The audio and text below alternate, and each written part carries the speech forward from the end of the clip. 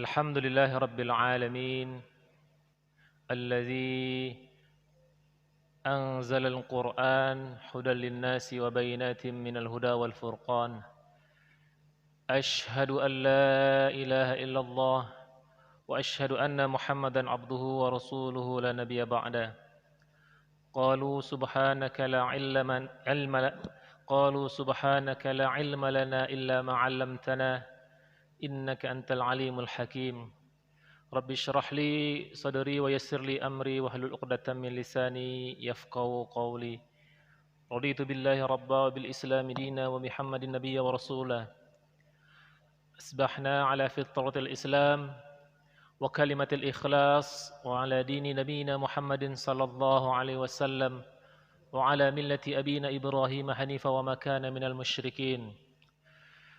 Yang sama-sama kita hormati Pak Cecep selaku Ketua DKM Masjid Al-Kautsar beserta jajaran pengurus, Bapak-bapak yang berbahagia jemaah subuh.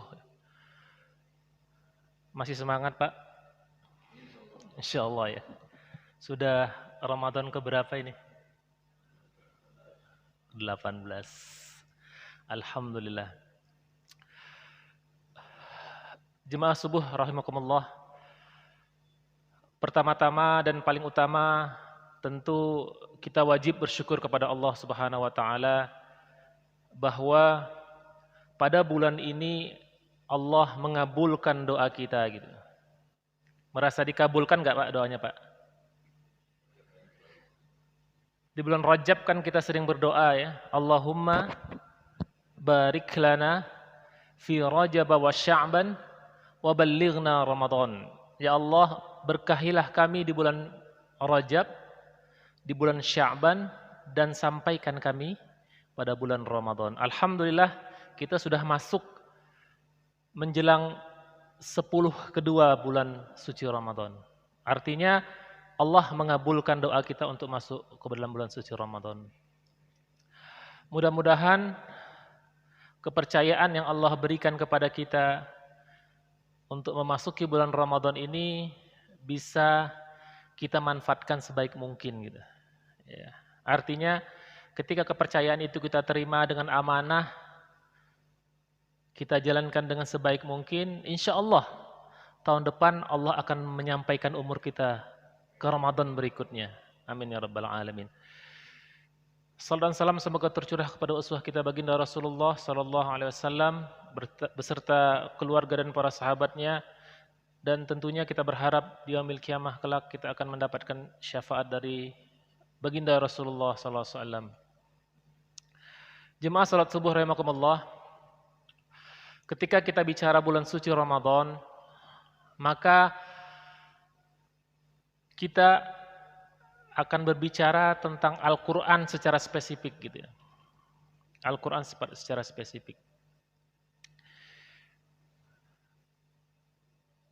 Ada sebuah hadis yang mirip gitu ya.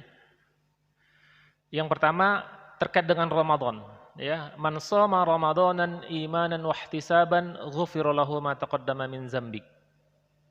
Jadi barang siapa yang puasa di bulan suci Ramadan dengan iman dan ihtisaban, perhitungan ya, maka Allah akan ma taqaddama min dzambik. Allah akan menggugurkan ya dosa-dosa yang sudah kita lakukan. Di hadis yang lain disebutkan man qama ramadanan imanan wa ihtisaban ghufira lahu ma taqaddama min dzambik. Barang siapa yang mendirikan bulan suci Ramadan, orang Arab itu biasanya kalau menggunakan kata mendirikan, man qama, sama seperti mendirikan sholat. Itu biasanya digunakan untuk hal-hal sesuatu yang dilaksanakan dengan serius gitu. Ya, dilaksanakan dengan serius. Konteks hadis ini mengatakan man qoma Ramadan adalah kita di siang hari berpuasa, maka di malam harinya kita mendirikan malam-malam Ramadan dengan sholat.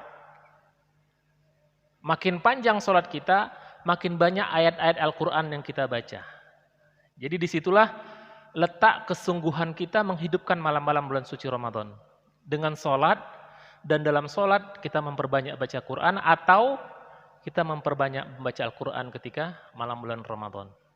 Maka dari dua hadis ini nanti berhubungan dengan hadis yang lain yang mengatakan di yaumil qiyamah itu nanti puasa dan Al-Quran itu akan memberi syafaat kepada orang yang membacanya atau yang mendirikan puasa. Sampai puasa itu akan bicara dengan Allah, ya Allah, mana orang yang siang harinya menahan lapar dan haus karena berpuasa.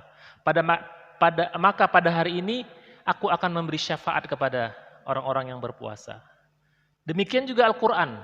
Al-Quran akan meminta kepada Allah di yaumil qiyamah, mana orang yang malam harinya ketika bulan suci Ramadan itu menghidupkan malam dengan membaca Al-Quran, maka pada hari ini aku akan memberinya syafaat. Jadi Al-Quran dan bulan suci Ramadan adalah sesuatu yang sangat erat hubungannya gitu. Sangat erat hubungannya. Kita akan bicara sedikit antara Ramadan dan Al-Quran gitu. Yang pertama, kita tahu bersama ya bahwa Al-Quran itu diturunkan pada bulan suci Ramadan. Jadi mufassir menafsirkan ayat Inna anzalnahu. Hu di sini domir. Coba perhatikan. Ada satu ayat surat, masih ingat Pak surat apa nih? Inna anzalnahu fi lailatil, surat Al-Qadar. Ya. Hu itu biasanya domir yang merujuk kepada kata sebelumnya. Ya. Tapi pada ayat ini, di ayat pertama Allah langsung menyebutkan kata hu. Dan ulama tafsir menyebutkan hu ini adalah Al-Quranul Karim. Inna anzalnahu, sesungguhnya kamilah yang menurunkan dia, Al-Quran, fi lailatul qadar, dalam malam qadar. Ya, ulama mengatakan malam qadar itulah malam diturunnya Al-Quran dari Allah ke langit dunia atau yang kita sebut dengan Baitul Izzah. Satu mushaf sekaligus. Jadi Al-Quran itu bertahap turunnya dari langit Allah ke Baitul Izzah, langit bumi. Itu satu Quran penuh Pak, nanti baru berangsur-angsur dia turun kepada Rasulullah SAW sesuai dengan kebutuhan atau kehendak Allah secara 22 tahun, 2 bulan dan 22 hari yang sering kita sebut. Jadi bertahap. Pertamanya dia turun juga di bulan Ramadan. Bahkan surat yang pertama turun, surat apa Pak dalam Al-Quran? Al-Alaq. Itu juga terjadi pada bulan Ramadan. Iqra' bismi rabbikal ladzi khalaq, khalaqal insana min 'alaq, sampai ayat kelima. Itu juga terjadi pada bulan Ramadan. Jadi kerat kaitannya antara Al-Quran dengan bulan Ramadan. Itu dari aspek turunnya Al-Quran ketika bulan suci Ramadan. Kemudian yang lebih menarik adalah setiap malam di bulan suci Ramadan, malaikat Jibril itu datang kepada Rasulullah. Untuk apa Bapak sekalian? Kira-kira dia datang kepada Rasulullah. Dia bertadarus baca Quran bersama Rasulullah SAW. Jadi kebiasaan kita menghidupkan malam Ramadan dengan bertadarus itu adalah langsung Jibril alaihissalam yang mencontohkan bersama Rasulullah SAW. Ya. Setiap malam Pak di bulan suci Ramadan. Ya, Jibril mengingatkan kembali apa wahyu yang sudah turun, dikuatkan dan seterusnya. Setiap malam di bulan suci Ramadan. Jadi Al-Quran dan Ramadan ini sesuatu yang berhubungan erat. Maka ketika kita masuk bulan suci Ramadan, lihatlah. Ya, ulama-ulama, bahkan Imam Malik itu terkenal dengan imam ahli hadis, Pak. Ya, jadi dia bicaranya sunnah. Jadi pada saat itu masyarakat Islam di 2 abad pertama itu mulai mengumpulkan hadis-hadis setelah Rasulullah, setelah dari zaman Utsman bin Affan itu menulis Al-Quran dalam satu buku. Mulai dari Imam Malik itu sudah mulai diangsur-angsur sunnah atau hadis itu dibuat dalam satu kitab, Pak, yang kita sebut dengan kitab Al-Muwatta'nya Imam Malik. Itu sudah mulai. Nanti berangsur ke Imam Syafi'i, nanti juga berangsur ke Imam Ahmad bin Hambal. Sudah mulai mengkodifikasi hadis dalam sebuah kitab. Nah, dia biasa mengajarkan hadis. Tetapi ketika bulan suci Ramadan, dia kembali kepada Al-Qur'anul Karim. Ya, kita kan sering berpikir, Ramadan ini berlomba-lomba untuk mengkhatamkan Al-Quran. Saya baca sebuah hadis, bukan hadis ya, kisah. Ada yang disebut dengan Imam Qatadah. Imam Qatadah ini membaca Al-Quran di luar Ramadan. Di luar Ramadan itu biasanya dia mengkhatamkan Al-Quran selama seminggu sekali. Seminggu sekali. Imam Qatadah ini di luar Ramadan. Tetapi ketika masuk bulan suci Ramadan, dia menambah durasi keakrapannya dengan Al-Quran, sehingga dia mengkhatamkan Al-Quran dalam 3 hari sekali. Kalau 3 hari sekali berarti satu hari berapa juz, Pak? 10 juz satu hari. Jadi dari 1 minggu sekali, kalau seminggu sekali sebulan sekitar 4 sampai 5 kali. Kemudian ketika masuk Ramadan, naik Pak durasinya. Jadi 3 hari sekali.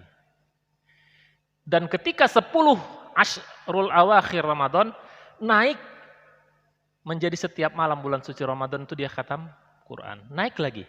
Dari 3 hari sekali jadi setiap hari 10 malam terakhir. Jadi durasinya bertambah. Di luar Ramadan, seminggu, dalam Ramadan 3 hari, dan 10 hari terakhir 1 hari. Jadi durasinya seperti itu. Ya. Beberapa sahabat juga seperti itu. Kalau kita baca beberapa riwayat, di luar Ramadan berapa sih kita minimal harus membaca Al-Quran gitu. Ya. Imam Al-Laits As-Sa'ad dan Imam Abu Hanifah mengatakan minimal itu baca Quran itu setahun 2 kali khatam, Mbak. Setahun 2 kali khatam.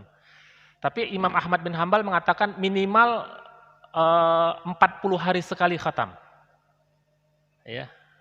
Ada lagi yang mengatakan sahabat setidak-tidaknya sebulan sekali khatam. Makanya sering kita lihat teman-teman ada one day one juz, sehingga sebulan dia khatam 1 kali.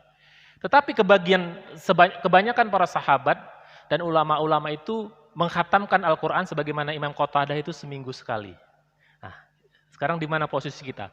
Mau setahun 2 kali, mau 40 hari sekali, sebulan sekali, atau seminggu sekali? Itu di luar Ramadan. Kalau kita masuk bulan Ramadan, durasinya harus kita tambah. Makanya pengalaman saya atau pengalaman teman-teman, biasanya kemampuan kita untuk menambah bacaan Ramadan itu kalau tidak 2 kali atau 3 kali di luar Ramadan. Kalau lebih dari itu biasanya kita kewalahan, Pak. Misalnya kita biasa khatam setahun 2 kali. Maka di Ramadan ini kalau kita bagi setahun 2 kali berarti setahun itu kan 12 bulan ya. Berarti setiap 6 bulan sekali dia khatam. 6 bulan sekali. Nah, setidak-tidaknya di Ramadan kalau dia setahun 2 kali harus di bawah 6 bulan, Mbak. Bisa jadi Ramadan itu dia khatam sekali, atau kalau dia tidak, Ramadan itu dia separuh khatam. Durasinya harus ditambah, Pak. Atau kalau dia biasa 40 hari sekali, Ramadan itu harus dia khatam sekali, atau bisa 2 kali. Atau kalau 1 bulan sekali, Ramadan itu minimal dia khatam 2 kali. Maksimal 3 kali. Yang saya rasakan, kalau biasa baca Quran 1 hari 1 juz, kita baca 1 hari 3 juz itu sudah cukup lumayan butuh energi, Pak. Ya, sehari 3 juz. Karena kita sudah mulai sebelum Ramadan itu dengan 1 juz. Kalau di luar itu, kita akan kesulitan. Kesulitannya yang pertama adalah, mungkin kita semangat di minggu-minggu pertama, tapi makin kesini makin kendor. Oh, minggu pertama bisa 3 juz, nanti turun 2 juz, turun gitu.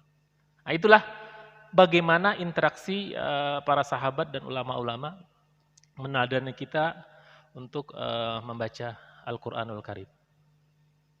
Siapa yang sudah khatam, Pak? Banyak mungkin ya, setiap malam tadarus. Ya. Alhamdulillah. Jadi itulah interaksi antara Ramadan dan Al-Quran.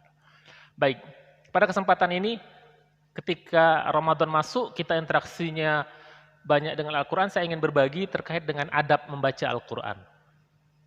Ya. Kalau kita masuk masjid, adabnya apa Pak? Salat tahiyatul masjid. Hanya masuk masjid saja yang kita hormati masjid dengan salat Pak. Karena masjid ini adalah rumah Allah. Maka kita salat untuk menghormatinya.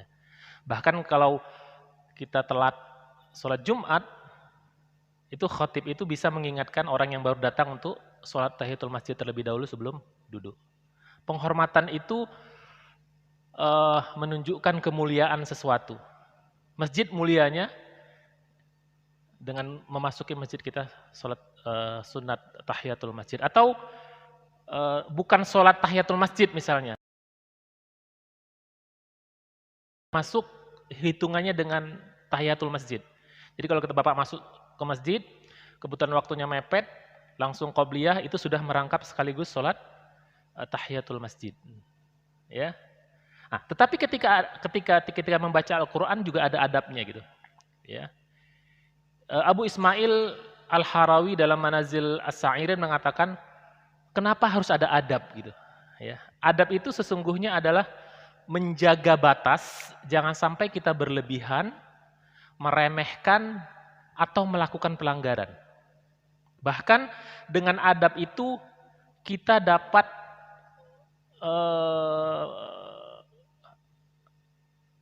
melaksanakan ibadah atau sesuatu itu dengan maksimal hasilnya, dengan adab, Pak. Makanya para ulama itu mengatakan kami dulu belajar adab itu lebih lama dibandingkan dengan belajar ilmu gitu. Karena adab itu kaitannya dengan akhlak, sopan santun, penghormatan gitu ya. Nah, ketika kita berhadapan dengan Al-Qur'anul Karim itu pun ada adabnya. Jangan sampai kita berlebihan. Ya, saking berlebihannya menghormati Al-Qur'an, ya, saking berlebihannya ya kita tidak berani menyentuhnya misalnya. Ya. Digantung aja di tempat yang paling tinggi di atas lemari ya, sampai dia berdebu gitu ya. Oke? Atau kita meremehkannya. Meremehkannya itu bisa jadi sembarangan meletakkan Al-Qur'an gitu ya. Ya. Sederhana Pak, ketika kita punya buku di rumah, buku apapun, maka selayaknya Al-Quran itu ditempatkan di tempat yang paling atas. Jangan sampai Al-Quran itu di bawah, di atasnya ada buku-buku yang lain. Kalau kita menyusun lemari buku Pak, Al-Quran itu paling atas, hadis yang lain. Jadi meletakkannya pun sudah ada adabnya, apalagi membacanya gitu ya. Jadi ada adab. Adab itulah nanti yang akan membuat kita punya rasa terhadap Al-Quran. Ya kita tidak gampang meremehkannya gitu ya. Meletakkannya sembarangan misalnya di lantai gitu ya. Atau membawanya dengan menenteng. Kita dari kecil sudah diajarkan kalau membawa Al-Qur'an itu dengan meletakkannya di dada. Itu bagian dari adab. Kenapa kita harus beradab dalam membaca Al-Qur'an? Agar bacaan kita itu berberkas dan punya rasa gitu. Ya. Nah, pada kesempatan ini saya akan sharing bagaimana adab yang diajarkan oleh Rasulullah SAW ketika membaca Al-Quran. Ya. Di sini dikatakan, Al-Quran adalah kalamullah yang berbeda dengan kitab lain. Oleh karena itu, membacanya pun harus sesuai dengan adab yang diajarkan Rasulullah SAW. Yang pertama adabnya adalah mengikhlaskan niat karena Allah Subhanahu wa Ta'ala. Allah Subhanahu wa Ta'ala berfirman dalam surat Az-Zumar, A'udzubillahi minasyaitonirrajim. Inna anzalna ilaikal kitaba bil haqqi fa'budillaha mukhlishan lahuddin. Ala lillahid dinul khalis. Sesungguhnya kami menurunkan kitab Al-Quran kepadamu Muhammad dengan membawa kebenaran. Maka sembahlah Allah dengan tulus ikhlas beragama kepadanya. Ingatlah hanya milik Allah lah agama yang khalis atau agama yang bersih. Ya. Jadi yang pertama adalah mengikhlaskan niat untuk membaca Al-Quran. Kenapa Pak kita harus mengikhlaskan niat? Ya. Ada sebuah hadis, ini mungkin bisa kita cermati. Hadisnya berbunyi begini, Pak. Rasulullah SAW bersabda, "Ta'allamul Qur'an wasalamu bihil jannah." Pelajarilah Al-Qur'an dan mintalah surga dengannya. Qablu, sebelum. Jadi kita selalu belajar Al-Quran dengan meminta surga sebelum ada sesuatu. Kita akan lihat apa yang dimaksud dengan sebelum ini. An yata'allamahu qaumun yas'aluna bihid dunya. Sebelum ada suatu kaum nanti, Pak, dia belajar Al-Quran, ya. Tujuannya adalah untuk mencari dunia. Ya. Jadi saya ulangin. Ta'allamul Qur'an wasalu bihil jannah qabla an yata'allamahu qaumun yas'aluna bihid dunya. Jadi pelajarilah Al-Qur'an dan mintalah surga dengannya sebelum datang suatu kaum yang mempelajarinya untuk mencari dunia.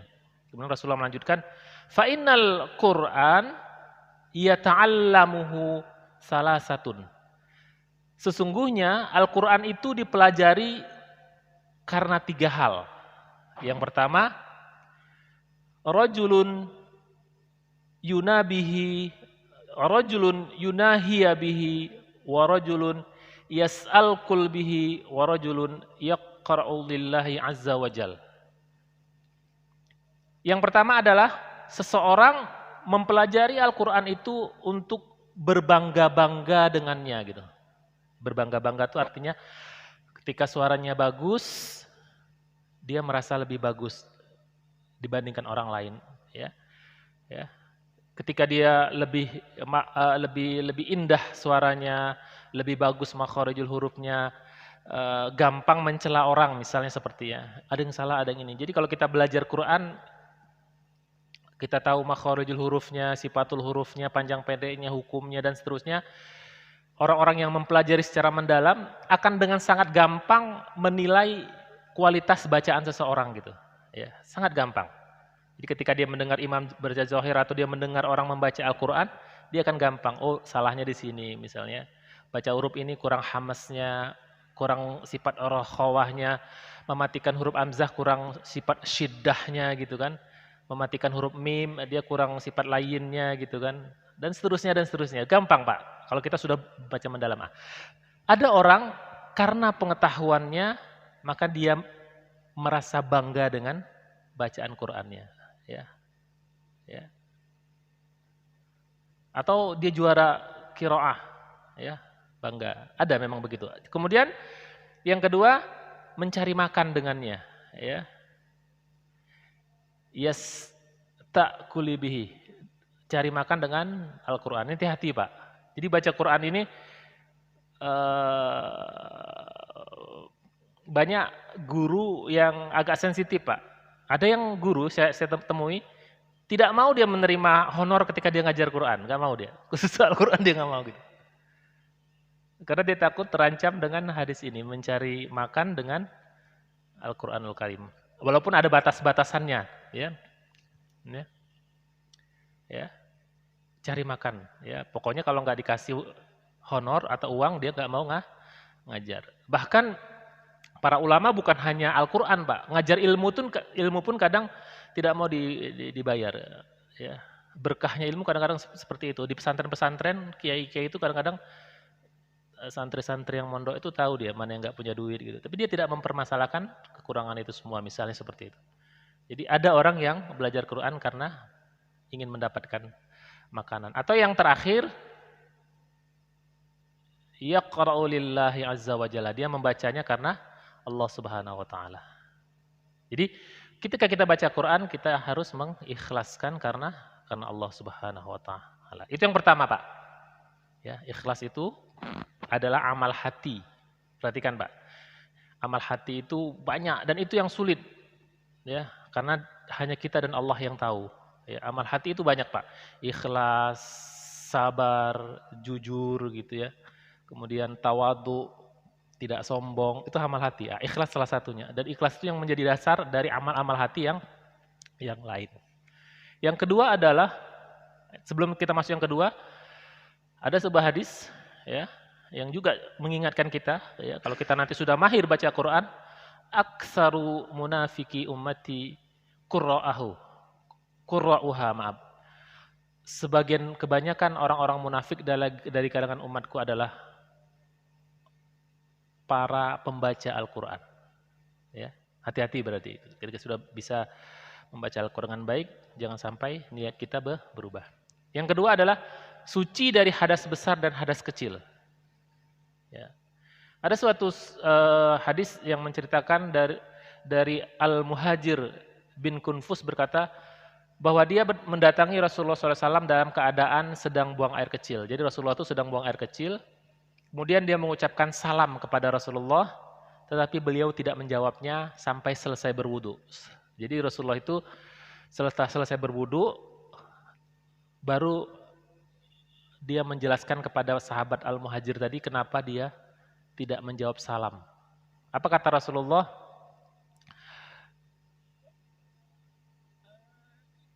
Inni karihtu an azkurallah azza wa jalla illa ala tuhrin au qala ala toharah. Jadi Rasulullah mengatakan sesungguhnya aku tidak suka menyebut nama Allah ketika berzikir, salam kan menyebut nama Allah Pak, selain dalam keadaan suci. Nah, maka ketika baca Quran ini diupayakan kita dalam kondisi berwudu. Diupayakan kita dalam kondisi berwudu. Bagaimana kalau kita tidak berwudu atau bagaimana kalau wudu kita batal misalnya, ya.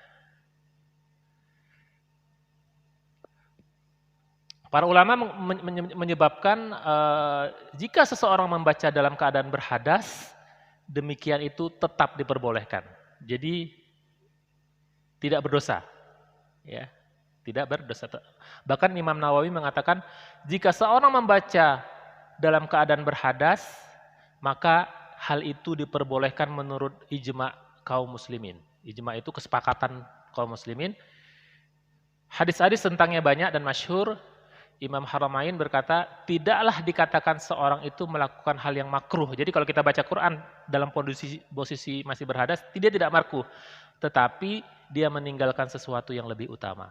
Jadi keutamaan adabnya adalah berwudu. Kalau tidak berwudu berdosa, tidak. Tapi dia meninggalkan yang utama. Ya. Sebisa mungkin berwudu, Pak. Semisa mungkin berwudu, ya, biar ada bekas. Ada sesuatu yang spesial, Pak. Ketika dibaca Quran itu kita berwudu spesial.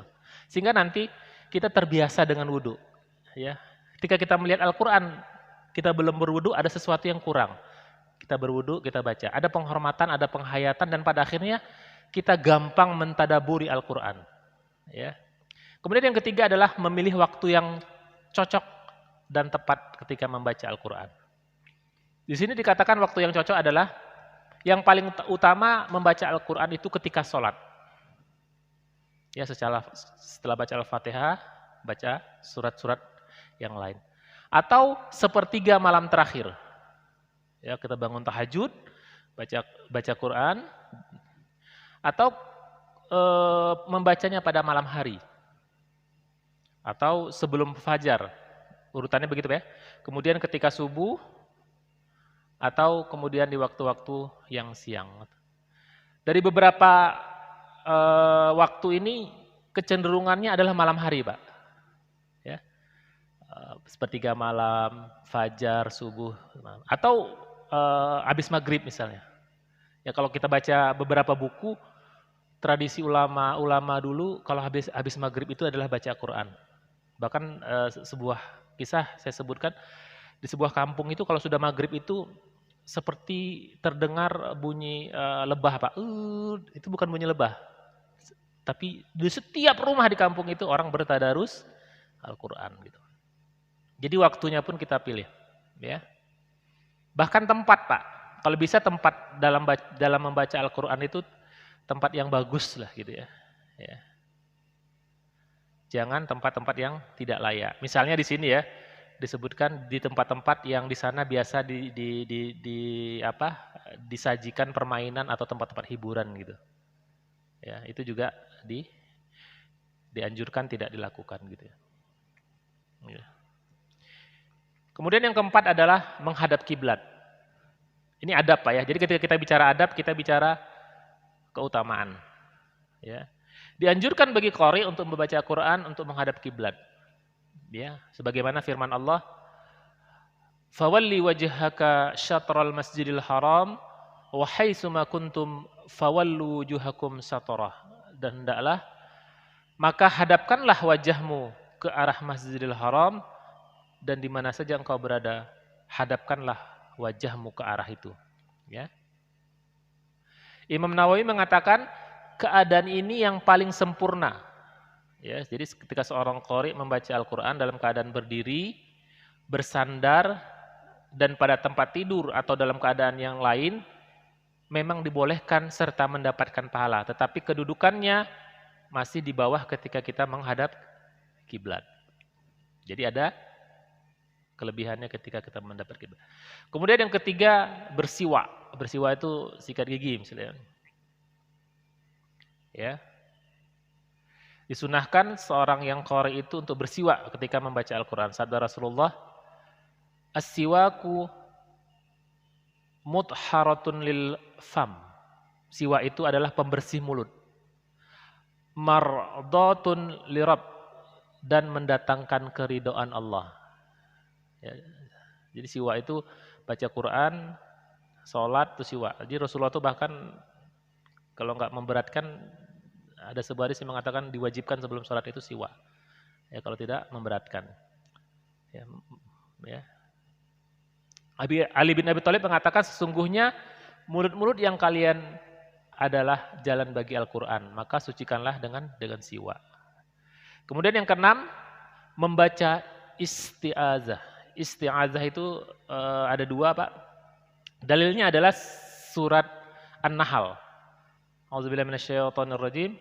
Fa iza qara'tal Qur'an fasta'iz billahi minasyaitonirrajim. Maka apabila engkau Muhammad membaca Al-Quran, mohon perlindunganlah kepada Allah dari setan yang terkutuk. Baca Quran isti'azah ya. Ada yang membacanya a'udzubillahi minasyaitonirrajim atau a'udzubillahis samii'il 'aliimi minasyaitonirrajim. Boleh pilih salah satu. A'udzubillahi minasyaitonirrajim atau a'udzubillahis samii'il 'aliimi minasyaitonirrajim. Ya. Aku berlindung kepada Allah dari godaan syaitan yang terkutuk, a'udzubillahi dan seterusnya. Jadi isti'azah, Pak. Ya. Yang berikutnya adalah membaca basmalah. Ya. Nah, nanti di dalam ilmu tajwid itu bab-bab awal biasanya kita akan bicara tentang bab membaca isti'azah dan basmalah dalam Al-Qur'an. Bagaimana caranya? Ya, ketika kita membaca basmalah, ya, ketika kita membaca isti'azah itu bagaimana? Ketika baca Quran, a'udzubillahi minasyaitonirrajim. Apakah diputus-putus? A'udzubillahi minasyaitonirrajim. Bismillahirrahmanirrahim. Inna a'tainakal kautsar, misalnya gitu. Atau dibaca terus? Atau dibaca putus dua, sambung terakhir atau bagaimana? Itu bahkan di ilmu tajwid itu diajarkan cara membaca isti'azah dan basmalah. Di bab ini ada. Ya. Jadi di sini ada baca bab khusus tentang isti'azah dan basmalah. Ya. Nanti kita bicarakan ini di lain waktu.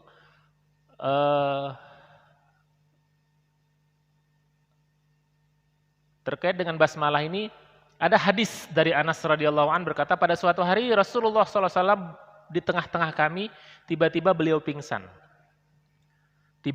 Tidak lama kemudian beliau mengangkatkan kepala sambil tersenyum. Kami bertanya, apa yang membuat engkau ketawa ya Rasulullah? Beliau menjawab, ya, unzilat alayya anifan suratul. Kemudian dia baca, ya, telah turun kepadaku sebuah surat. Kemudian dia membaca. Diawali dengan Bismillahirrahmanirrahim. Dia baca Bismillah dulu, baru Inna a'tainakal kautsar fasholli lirabbika wanhar inna syani'aka huwal abtar. Ya, turun surat Al-Kautsar. Dibaca dengan bismillah. Ya, secara umum isti'azah itu ketika kita mulai baca Quran mulai dengan isti'azah. Ya, untuk bismillah atau basmalah, ada yang mengatakan kalau memulai ayat dalam sebuah surat, memulai surat baru, ya, itu sepakat ulama itu mulai dengan basmalah, yang memulainya dengan basmalah. Tetapi kalau di tengah-tengah surat, ya, itu ada yang mengatakan tidak perlu membaca basmalah. Tapi ada yang mengatakan dianjurkan membaca basmalah. Nah, kecuali kalau untuk awal surat itu tidak membaca basmalah ketika kita bertemu dengan surat yang kita sebut dengan surat At-Taubah, ya, surat ke-9. Itu pun ulama mengatakan tidak baca basmalah itu di pertama saja, di awal. Bara'atum minallah dan seterusnya, itu sebelumnya kan nggak ada basmalah. Kalau kita baca tanpa pakai basmalah. Tapi setelah ayat itu ada yang mengatakan tidak apa-apa baca basmalah setelah ta'awuz. Walaupun ada yang bilang lagi konsisten, tidak harus pakai basmalah. Memang ada berbeda pendapat dan itu nggak ada masalah gitu ya. Ya. Nanti kalau ada Bapak melihat qari membaca surat At-Taubah di tengah-tengah dengan basmalah, jangan protes karena ada pendapat yang membolehkan. Walaupun ada yang pendapat mengatakan konsisten tidak membaca basmalah di seluruh surat At-Taubah misalnya seperti itu. Baik, yang ke-8 membacanya dengan tartil. Ya. Warattilil Qur'ana tartilah. Bacalah Al-Qur'an itu dengan tartil, ya. Kana yaqra'u bisurah fayurattiluha. Beliau membaca sebuah surat dan mentartilkannya. Jadi Rasulullah itu baca Qur'annya dengan tartil. Tartil itu kita baca sesuai dengan kaidah tajwid, ya. Itu bagian dari kita untuk meresapi kandungan Al-Qur'an. Kita tidak mungkin bisa meresapi ruh yang ada dalam Al-Qur'an ketika kita membacanya itu tidak sebagaimana Al-Qur'an itu turun, Pak. Al-Qur'an itu turun dengan tartil. Makanya bersungguh-sungguh mempelajari dan membaca Al-Qur'an itu bagian dari cara kita untuk mendapatkan manfaat maksimal dari Al-Qur'an tadi. Yang ke-9 adalah memperbagus suara ketika baca Qur'an. Ya. Zainul Qur'an bi aswatikum. Hiasilah Al-Qur'an dengan suara kalian. Itu bagaimana Rasulullah SAW. Bahkan ada sebuah hadis yang mengatakan laisa minna man lam yataghanna bil Qur'an. Bukanlah golongan kami orang yang tidak melagukan Al-Qur'an. Nanti bacanya dengan suara yang bagus. Jadi kalau ada suaranya yang bagus, baca dengan sebaik dan sebagus mungkin, ya.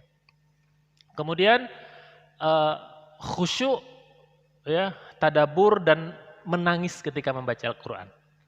Jadi menangis itu bahkan dianjurkan ketika kita membaca Al-Qur'an, apalagi kita baca dalam keadaan sholat. Kalau bisa menentadaburnya, tadabbur itu beda, Pak. Jadi kalau bicara Al-Qur'an ada istilahnya qiraah. Qiraah itu membaca. Ada namanya tilawah. Tilawah itu bedanya adalah membaca dengan memahami artinya, itu tilawah. Jadi kalau kita baca tilawatil Qur'an, itu sebenarnya tidak hanya qiraah, tidak hanya membaca, tapi membacanya sekaligus kita memahami apa yang dimaksud dengan bacaan tadi. Dan beberapa ayat yang terkait dengan beberapa ayat Al-Qur'an yang terkait dengan membaca Qur'an itu biasanya Allah Subhanahu wa taala itu menyebutnya dengan kata-kata tilawah. Kita juga sering kan dengan gampang menyebutnya tilawah. Jadi makna tilawah itu berbeda sebenarnya secara makna dengan qiraah. Qiraah sekedar membaca. Tapi kalau tilawatil Qur'an itu memahami maksudnya. Ada lagi tadabbur. Ya, tadabbur itu kita memahami Al-Qur'an sampai kepada sebuah kesimpulan ini maknanya apa sih gitu. Itu tadabbur. Kita sampai pada ujungnya. Pada ujung kesimpulannya apa sih yang kita bisa ambil hikmah dari apa yang kita baca sampai kita mentadabburnya, merenungnya, memahaminya, maksudnya apa hikmah di balik itu namanya tadabbur. Nah, kalau kita sudah sampai tadabbur itu luar biasa. Kita kan sering istilah tadabbur, mentadabburi Al-Qur'an. Tilawah, tadabbur lebih daripada tilawah. Ada lagi tafakkur. Nah, kalau tafakkur itu biasanya memahami bukan ayat Al-Qur'an tapi alam. Jadi kalau jangan sampai kita salah istilah gitu ya. Tafakkur itu biasa kita gunakan untuk di luar Al-Qur'an. Kalau Al-Qur'an tadabbur, kalau di luar Al-Qur'an tafakkur. Kan ayat-ayat itu ada dua. Ada ayat qauliyah yang kita sebut dengan Al-Quran, ada ayat kauniyah yang kita sebut dengan alam semesta. Ketika kita memahami ayat-ayat kauniyah, kenapa ada siang, ada malam, ada hujan gitu ya, pergantian musim dan seterusnya, itu namanya tafakkur ya, memikirkan apa yang terjadi di fenomena. Jadi berikutnya adalah mentadaburi membaca Al-Quran. Ya, banyak ayat-ayat Al-Quran yang mendorong kita untuk itu. Nah, ini agak menarik nih yang terakhir mungkin, mengeraskan bacaan. Tapi ada syaratnya, jika tidak mengganggu orang lain. Ya.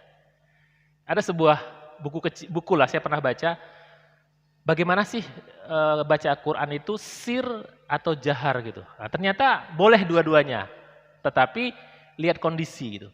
Ya. Di sini disebutkan mengeraskan bacaan Al-Quran jika tidak mengganggu. Ya. Jadi Rasulullah itu ketika itikaf, ya, beliau itu kan masuk dalam, kalau Rasulullah itikaf itu kan dia punya tempat sendiri ya, dia tutup biar nggak terganggu. Jadi itikaf itu hakikatnya adalah kita uh, uh, menyendiri, buat tempat sendiri untuk mendekat kepada Allah, nggak mau diganggu. Nah, jadi ketika Rasulullah itikaf itu, Rasulullah mendengar orang yang baca Al-Quran dengan keras. Kemudian Rasulullah menegur ya. Dia membuka tabir, kemudian dia mengatakan, sesungguhnya setiap kalian sedang bermunajat kepada Rabb-nya, maka janganlah sebagian kalian mengganggu sebagian yang lain, dan janganlah sebagian kalian mengangkat suaranya dalam qiraah lebih dari yang lain. Ya, jadi baca Quran boleh zahar, boleh juga sir gitu ya.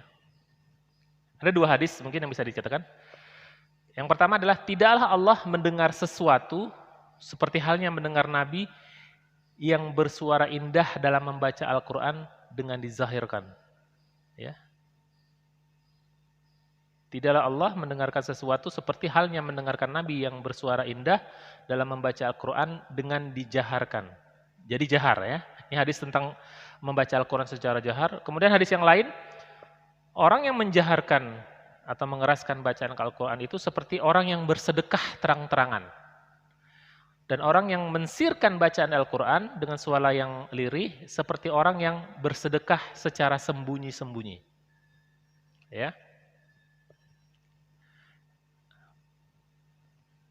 Ulama mencoba membahas dua hadis ini. Yang pertama, mengeraskan bacaan lebih utama dengan syarat tidak mengganggu orang lain. Contoh misalnya ada yang sholat, kita tidak mengganggunya. Termasuk juga kalau misalnya malam hari di saat waktu tidur, kita tidak misalnya pasang speaker gitu. Nah, bulan Ramadan kan kadang-kadang sampai jam 12 gitu. Nah, itu juga perlu diperhatikan. Kalau perlu speakernya di dalam gitu ya. Atau orang sedang melaksanakan aktivitas lain. Ya. Hal ini karena menjaharkan itu pun punya faedah. Nah, nanti kalau Bapak baca Quran, Pak, Ramadan, ketika kita ngantuk, Pak, kita bacanya sir, ketika kita ngantuk, keraskan suara. Itu akan bisa menambah semangat dan menghilangkan kantuk. Atau dengan menzaharkan juga memberikan makna yang dalam, Pak, ya. Dibandingkan kita baca sir, kalau kita baca jahar juga akan membekas gitu ya. Ya, jadi kalau misalnya siang-siang terutama Pak, kalau misalnya habis zuhur, habis asar baca Quran, ngantuk-ngantuk langsung keraskan suara. Itu biasanya akan menghilangkan. Kemudian sir, baca dengan lirih, lebih utama jika dikhawatirkan dengan menjaharkan akan memunculkan yang pertama sifat riya, mengganggu orang dalam sholat, atau mengusik orang yang sedang tidur. Ya, jadi kalau ada perasaan riya, kita segera mensirkan bacaan Quran kita. Ya, itu ya beberapa hal yang bisa saya sampaikan terkait dengan Ramadan dan Al-Quran dan beberapa adab yang bisa kita amalkan. Mudah-mudahan ketika kita mengamalkan adab membaca Al-Quran ini, Allah Subhanahu Wa Taala senantiasa memberikan kemudahan kepada kita untuk lebih gampang berinteraksi dan bisa merasakan nikmatnya bersama Al-Quran. Allahu a'lam bishawab. Mudah-mudahan bermanfaat. Mohon maaf kalau ada yang salah dan khilaf karena kebodohan dan kesalahan saya pribadi. Billahi taufiq wal hidayah. Walafu minkum. Assalamualaikum warahmatullahi wabarakatuh. Terima kasih Pak.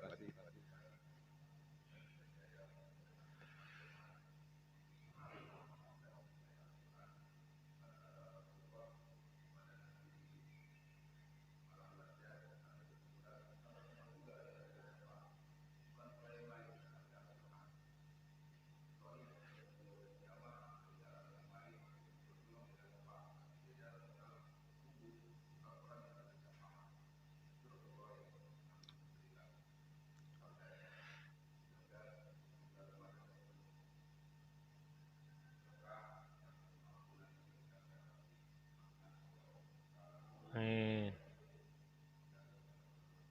Subhanakallahumma wa bihamdika asyhadu an la ilaha illa anta astaghfiruka wa atubu ilaik. Waalaikumsalam warahmatullahi wabarakatuh.